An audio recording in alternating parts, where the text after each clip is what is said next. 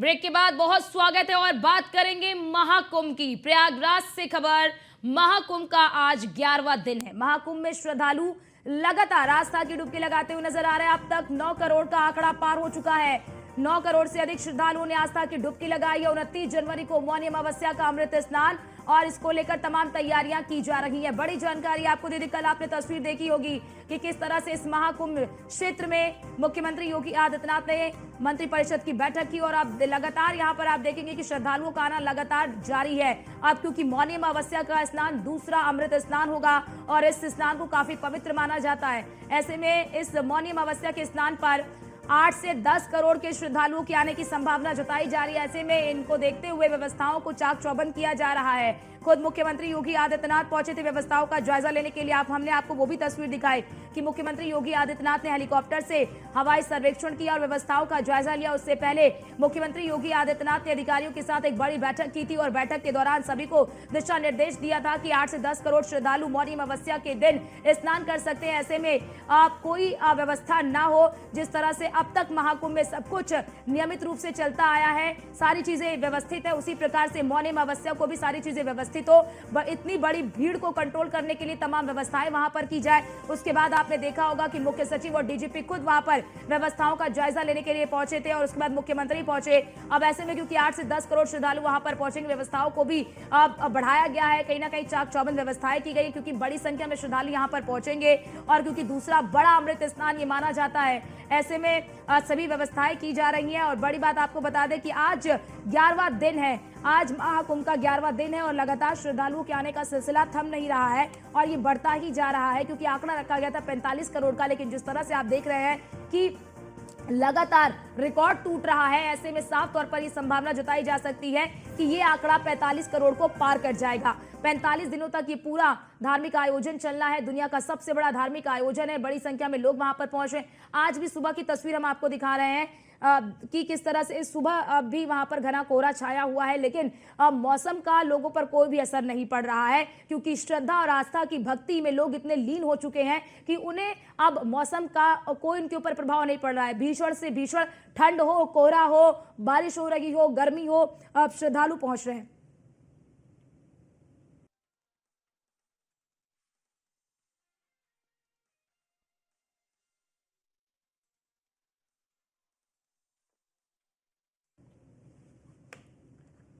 तो लगातार आंकड़े टूट रहे हैं, रिकॉर्ड टूट रहे हैं क्योंकि 45 करोड़ का आंकड़ा रखा गया, लेकिन जिस तरह से आप देख रहे हैं कि लगातार वहां पर श्रद्धालु पहुंच रहे हैं और आस्था की डुबकी लगाते हुए नजर आ रहे हैं। तमाम बड़े जो वीवीआईपीज हैं वो भी पहुंच रहे हैं, वो भी आस्था की डुबकी लगाते हुए नजर आ रहे हैं। ऐसे में सुरक्षा के वहां पर पुख्ता इंतजाम कर लिए गए और इतनी बड़े क्राउड को मैनेज कैसे किया जाएगा उसके लिए भी पूरा खाका तैयार कर लिया गया है। पूरी रणनीति बना ली गई है, कितने बड़े क्राउड को कैसे मैनेज किया जाएगा, कैसे रास्ते होंगे, कैसे इतने बड़े क्राउड को मैनेज किया जाएगा। क्योंकि देखिए 8 से 10 करोड़ की आबादी एक देश से भी अधिक आबादी हो जाती है। जब ये इतनी बड़ी आबादी एक शहर के एक क्षेत्र में जब इतनी बड़ी आबादी पहुंचती है तो क्राउड मैनेजमेंट एक बड़ी चुनौती होती है प्रशासन के सामने कि सभी को सुगमता से, सरलता से स्नान वो कर सके, किसी को भी कोई असुविधा ना हो क्योंकि दूर दराज से श्रद्धालु यहां पर पहुंच रहे हैं। देश के अलग अलग कोने से श्रद्धालु यहां पर पहुंच रहे हैं। इतना ही नहीं, विदेशों से भी पर्यटक यहां पर स्नानार्थी और जो श्रद्धालु हैं वो यहां पर पहुंच रहे हैं। ऐसे में आपने देखा होगा कि जब पहला अमृत स्नान था, 14 तारीख को पहला अमृत स्नान था, तो उस अमृत स्नान के दौरान 3.5 करोड़ का आंकड़ा पार हो चुका था। ऐसे में यह आंकड़ा 8 से 10 करोड़ का मौनी अमावस्या के दिन हो सकता है। तो सोचिए 3.5 करोड़ की आबादी यानी कि 3.5 करोड़ लोगों ने पहले अमृत स्नान किया, यानी कि जब पहला अमृत स्नान था तो 3.5 करोड़ लोगों ने अमृत स्नान किया और उस दौरान आपने देखा कि इतनी बड़ी संख्या में लोग वहां पर पहुंचकर स्नान करते हुए नजर आए, लेकिन कोई भी अव्यवस्था वहां पर नहीं थी। लोग काफी खुश नजर आए थे, लोगों के चेहरे काफी खिले थे, काफी आनंदित महसूस कर रहे थे लोग व्यवस्थाओं को देखते हुए। कितनी बड़ी आबादी वहां पर पहुंच रही है, फिर भी सब कुछ वहां पर सुगमता से, सरलता से हो रहा है। लोग सरलता से, सुगमता से स्नान कर रहे हैं।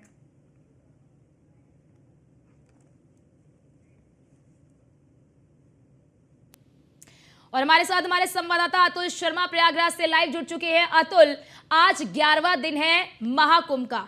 आज पूरे दिन क्या कुछ गतिविधियां रहने वाली हैं? 11वां दिन है, कहा कहा जा सकता है कि राज्यपाल आनंदीबेन पटेल आज कार्यक्रमों में शामिल होंगी, कई पंडालों में पहुंचेंगी। उसी के साथ साथ अगर बात की जाए जिस तरह से रिकॉर्ड तोड़ आंकड़ों की बात चल रही है, 9 करोड़ से ज्यादा श्रद्धालु 10 दिन में अभी तक आस्था की डुबकी लगा चुके हैं। लगातार अगर बात की जाए तो यहाँ पर स्नान करने के लिए दूर दराज से आए पहुंचे लोगों की अगर बात की जाए, श्रद्धालुओं की अगर बात की जाए तो लगातार यह आंकड़ा बढ़ता हुआ नजर आ रहा है। जिस तरह से अभी तक की अगर बात की जाए, अतुल आपके पीछे जैसा कि मैं देख पा रही हूँ आज काफी ठंड है, बिल्कुल कोहरा छाया हुआ है, जबकि कल हमने देखा था कि मौसम बहुत साफ था, लेकिन इतने घने कोहरे में भी लोगों का आना लगातार जारी है। देखिए अर्चना, बिल्कुल जिस तरह से कड़ाके की सर्दी है, कोहरा है, उसी के साथ साथ अगर बात की जाए तो दूर दराज से लोग यहाँ पहुंच करके आस्था की डुबकी लगा रहे हैं। कुछ लोग हैं उनसे बात कर लेते हैं, कुछ श्रद्धालु हैं उनसे बात करने का प्रयास करेंगे। क्या नाम है आपका? मेरा नाम मधु देवड़िया है। कहाँ से आए? हम लोग छत्तीसगढ़ भिलाई से आए। छत्तीसगढ़ से आए। इतना कोहरा है, कड़ाके की सर्दी पड़ रही है, उसके बावजूद आप स्नान करने के लिए पहुंचे? हाँ, हम लोग स्नान करके आ चुके हैं सुबह 4 बजे। और हम लोग वाकई में बहुत ही सौभाग्यशाली हैं कि 144 वर्ष बाद जो महाकुंभ आया उसके हम लोग साक्षी बने। कुंभ की भव्यता और दिव्यता की अगर बात की जाए तो उसको लेकर क्या कहें?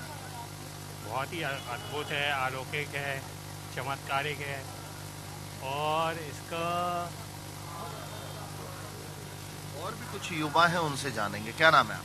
मेरा नाम हिमांशु चंद्राकर है। मैं भिलाई छत्तीसगढ़ से आया हूँ। छत्तीसगढ़ से? जी जी, छत्तीसगढ़ से आए हैं। आज स्नान किया, डुबकी लगाई? आज सुबह एकदम 4 बजे ब्रह्म मुहूर्त में स्नान किया। सुबह 4 बजे स्नान कर रहे हैं? हाँ, स्नान करने हालांकि ठंडी लगी, लेकिन एक बार डुबकी लगाते ही जैसे मानो एकदम अमृत पान कर लिया हो ऐसा लगा।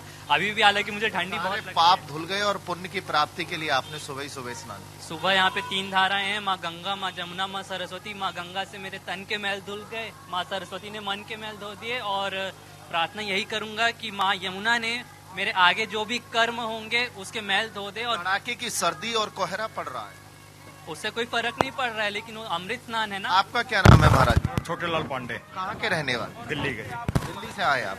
देख रहे हैं किस तरह से भीड़ है यहाँ पर सुबह सुबह और कड़ाके की ठंड है। रात से इतने से यहाँ पर भक्त पहुँच रहे हैं। बहुत अच्छा लग रहा है जी, बहुत बड़ा उत्साह है, बड़ा अच्छा लग रहा है। हम लोग आके धन्य हो गए, गंगा माई की कृपा हो गई। हम लोग मैया में डुबकी लगा करके धन्य हो गए गंगा। आपका क्या नाम? मैं शिव चंद्राकर। कहाँ से पहुँचे? छत्तीसगढ़ भिलाई नगर से आया हूँ। अभी आप जिससे बात किया मेरा बेटा था, ये मेरा पहला पुत्र था।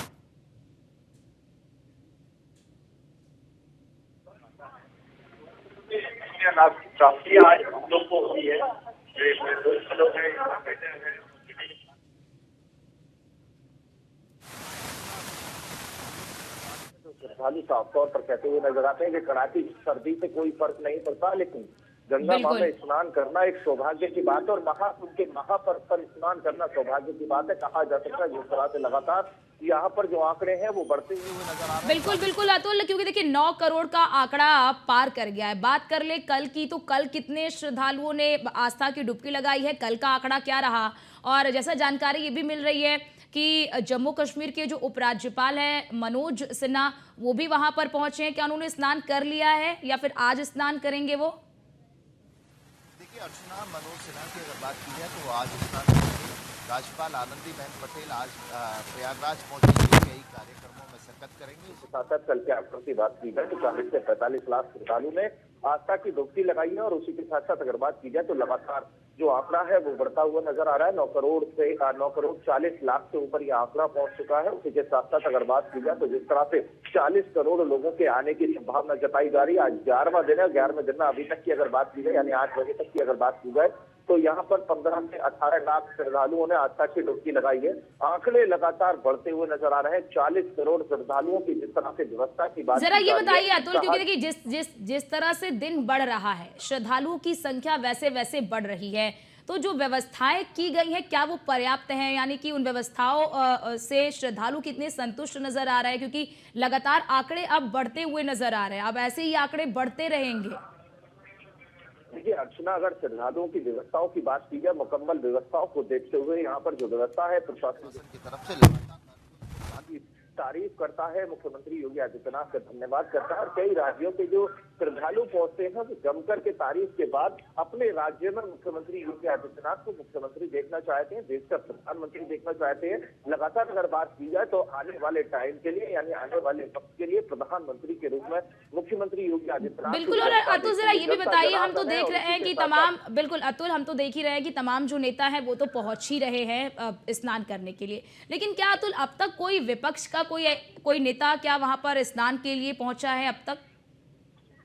देखिए अर्चना, विपक्ष के नेताओं की अगर बात की जाए तो वो राजनीति रोटी सेकने में जुटे हुए हैं। विपक्ष के नेताओं का अखिलेश यादव का कल एक बयान सामने आया था। अखिलेश यादव ने कहा था कि हमारे कई साथियों ने आस्था में पहुंच करके संगम में पहुंच करके आस्था की डुबकी लगाई है, लेकिन दूसरी तरफ अगर बात की जाए तो किसी भी सोशल मीडिया पर कोई तस्वीर शेयर नहीं किया है। विपक्ष के नेता जिस एक खेमे को साधने में जुटे हुए हैं, लगातार अगर बात की जाए सनातन को लेकर के कहीं ना कहीं अखिलेश यादव सवाल खड़े करते हुए नजर आते हैं, महाकुंभ को लेकर के सवाल खड़े करते हुए नजर आते हैं। हरिद्वार में जाकर के आस्था की डुबकी लगाते हैं, लेकिन संगम घाट पर पहुंचकर के विपक्ष का कोई नेता डुबकी नहीं लगा पाता है, और लगाते भी है तो किसी भी तरह से उसकी सूचना प्रशासन के लिए, मीडिया के लिए नहीं दी जाती है। तो इससे साफ स्पष्ट होता है कि जिस खेमे को साधने के लिए तैयार रहते हैं फिर उनकी सरकार में क्योंकि अतुल कुछ दिन पहले ही सपा प्रदेश अध्यक्ष जो है श्यामलाल पाल वो पहुंचे थे महाकुंभ में, तो क्या वो केवल वहां पर जिस काम के लिए पहुंचे थे केवल उस काम में शामिल हुए थे, या फिर वो आस्था की वो डुबकी लगाते हुए भी नजर आए थे? देखिए श्यामलाल पाल की अगर बात की जाए तो किसी भी तरह की कोई मीडिया पर, सोशल मीडिया पर कोई यहाँ पर जो पिक्चर है, तस्वीर है, उसको अपलोड नहीं किया गया है। उसी के साथ साथ संगम नगरी की अगर बात की जाए, देखिए यहाँ पर कितने विपक्ष के नेता आते हैं, कितने पक्ष के नेता आते हैं, उस बात का प्रभाव नहीं पड़ता है। प्रभाव इस बात से पड़ता है कि यहाँ पर कौन आ रहा है, कौन आस्था की डुबकी लगा रहा है, और आस्था की डुबकी लगाने के बाद गंगा मैया की जो तस्वीरें शेयर की जाती है सोशल मीडिया पर या फिर मीडिया से रूबरू होकर के जो बड़े नेता है वो बताते हैं व्यवस्थाओं के बारे में। लगातार विपक्ष व्यवस्थाओं पर सवाल खड़े कर रहा है। तो दूसरी तरफ अगर देखा जाए तो आस्था की डुबकी अगर लगाते भी हैं तो वो कहीं ना कहीं उसकी छुपाते हुए नजर आते हैं, जिससे कि जो एक खेमा है, MOI खेमा को साधने के लिए विपक्ष के नेता हो, राहुल गांधी हो, प्रियंका गांधी हो, उनका अनुमान लगाया जा रहा है। और बड़ी बात, क्योंकि देखिए बिल्कुल जरा ये भी बताइए अतुल, क्योंकि आप प्रयागराज की धरती पर मौजूद हैं, आप संगम के क्षेत्र में मौजूद हैं, ऐसे में वहां पर आप देख रहे होंगे कि बड़ी संख्या में लोग वहां पर रोजगार भी पा रहे हैं। एक बात निकली थी कि वहां पर जो है मुस्लिम लोग नहीं आ सकते, लेकिन आप वहां पर क्योंकि मौजूद है, तो जब आप वहां पर लोगों से बातचीत कर रहे हैं तो लोगों में इसको लेकर क्या रिएक्शन है, और वहां पर जो लोग दुकान लगा रहे हैं वो क्या केवल हिंदू या फिर मुस्लिम लोग भी वहां पर दुकान वगैरह लगा रहे हैं? देखिए अर्चना, आने के लिए किसी पर बैन नहीं लगाया गया है। कोई भी धर्म का लोग, कोई भी व्यक्ति आस्था के साथ आ सकता है। और अगर साथ साथ मुस्लिमों की बात की जाए तो उपद्रव करने वालों की एंट्री पर बैन लगाया गया है। लगातार लोकल के लोगों की अगर बात की जाए तो लोकल के लोगों का साफ तौर पर कहना है कि संगम वो जगह है जहां पर सब कुछ आकर के हर कोई मिलता है, और वहां पर मिलने के बाद उस समागम में घुल जाने के बाद उसको संगम कहा जाता है, जहां पर गंगा, यमुना, सरस्वती तीनों का मेल होता है। तीनों विराजमान है, लगातार सदियों से इसी तरह से वो तीनों यहाँ पर है। संगम इसीलिए कहा जाता है। और यहाँ पर हिंदू मुस्लिम की अगर बात की जाए तो सभी भाईचारे के साथ एक दूसरे के दुख दर्द में रहते हैं। यहाँ पर किसी भी तरह की एंट्री पर, आवाजाही पर कोई रोक नहीं है। दुकानों की अगर बात की जाए, देखिए दुकानों पर जिस तरह से नाम प्लेट को लेकर के पश्चिम उत्तर प्रदेश में काफी बड़ा व्यवहार देखने को मिला था। अगर यहाँ की बात की जाए तो यहाँ पर दुकानों पर, क्योंकि प्रसाद का मामला है और प्रसाद में का कोई व्यक्ति सामने आता है तो उस पर कठोरतम कार्रवाई की जाएगी, उसी को लेकर के कुछ लोग बसते हुए नजर आ रहे हैं। और लगातार आवाजाही की अगर बात है, लोकल के आवाजाही की बात है, तो सभी लोग एक दूसरे से मिल भी रहे, घर से बाहर निकल रहे। विकास की बात हो, रोजगार की बात हो, तो किसी का रोजगार सरकार ने छीना नहीं है।